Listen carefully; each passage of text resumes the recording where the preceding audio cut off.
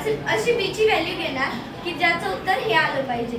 स्टार्टिंगला आपण a ची व्हॅल्यू m² मायनस फॉर्म्युला काय आहे a, इथं फॉर्म्युल्यामध्ये मायनस आहे a - b whole square is equal to a² minus 2ab plus b²। हा फॉर्म्युला आहे। तर याची व्हॅल्यू आपण लिहिणार। तर इथे b ची व्हॅल्यू आपल्याला शोधावी लागेल कारण इथे b ची व्हॅल्यू दिलेली नसते। तर 2 * a ची व्हॅल्यू m * b ची व्हॅल्यू अशी घ्यायला लागेल की ज्याचं उत्तर 5m यायला पाहिजे। तर आपण इथे घेणार 5/2 जेणेकरून काय होईल 2 कॅन्सल होईल आणि 5 * m 5m² is equal to -3। आता आपण फॉर्म्युला लिहून फॉर्म्युल्याला एक्सपांड करू। Minus a - b whole square is equal to a² minus 2ab plus b²। a ची व्हॅल्यू आहे m²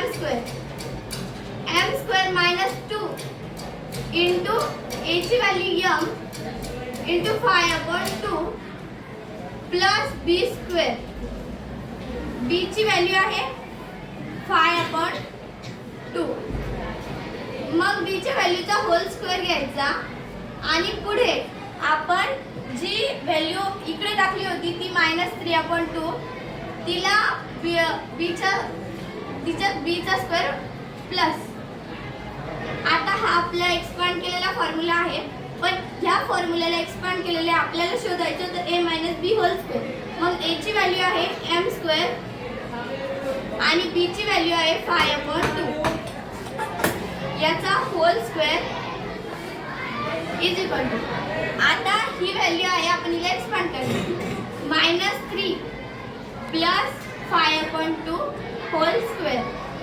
इथे काही नाही म्हणजे इथे 1 असतं -3/1 प्लस 5 चा स्क्वेअर 25 प्लस 2 चा स्क्वेअर 4। आपण आता इथे सेम डिनॉमिनेटर येण्यासाठी अशा व्हॅल्यूने मल्टिप्लाय करणार ज्याचा डिनॉमिनेटर 4 आला पाहिजे। मग 1 * 4 3 * 4 1 * 4 4 -3 * 4 -12/4 प्लस 25/4।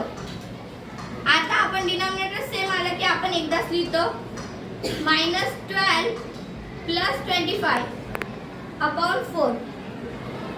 ही व्हॅल्यू आता मायनस प्लस मायनस होतं म्हणजे 25 मधून 12 गेले म्हणजे राहिले 13/4 13/4।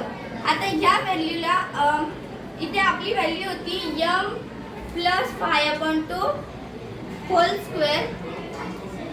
याचा एक्सपांड केल्यानंतर आलेली आहे 13/4। हा स्क्वेअर इकडे रूट मध्ये घेत हा स्क्वेअर काढून टाकला तर ही व्हॅल्यू रूट मध्ये जाते m plus 5/2 is equal to √13/2। आता 4 चा रूट आहे 2 ची 2 येते पण 13 चा रूट स्क्वेअर निघत नाही म्हणून आपण जसं तसं √13/2 घेणार। आता ह्या व्हॅल्यूला आपण एकदा प्लस मध्ये आणि एकदा मायनस मध्ये मॉडिफाय करणार म्हणून आपण इथे घेणार टेक प्लस आणि एकदा टेक मायनस 5 - 25। आपण जे टेक प्लस घेतो आणि टेक मायनस घेतो ती इथलची व्हॅल्यू चेंज होत नाही फक्त ही व्हॅल्यू एकदा प्लस मध्ये राहते आणि एकदा मायनस मध्ये राहते। इथे प्लस मध्ये आहे म्हणजे प्लसचा साइन देण्याची गरज नसते इथे 2 असते। आता ही व्हॅल्यू जर मायनस मध्ये आहे इकडे गेल्यानंतर प्लस मध्ये होते।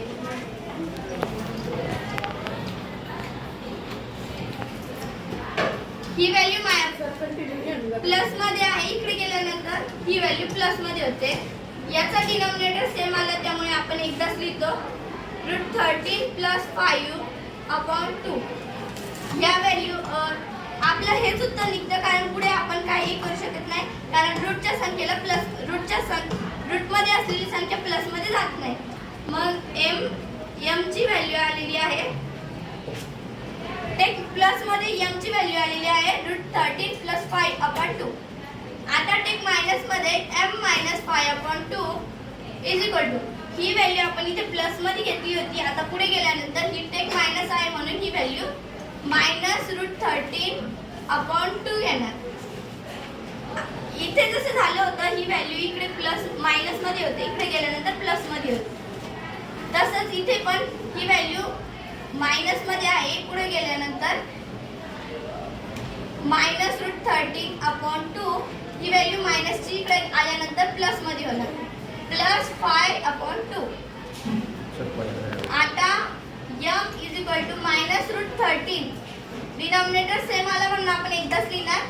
ही व्हॅल्यू +5/2. ह्या दोन्ही व्हॅल्यू आपण आपल्या m च्या दोन व्हॅल्यू आलेल्या आहे, एकदा प्लस मध्ये आणि एकदा मायनस मध्ये. प्लस मध्ये व्हॅल्यू आलेली आहे +√13 +5u/2 आणि मायनस मध्ये आलेली आहे -√13 +5u/2. आपण इथे लिहिणार the root of given quadratic equation.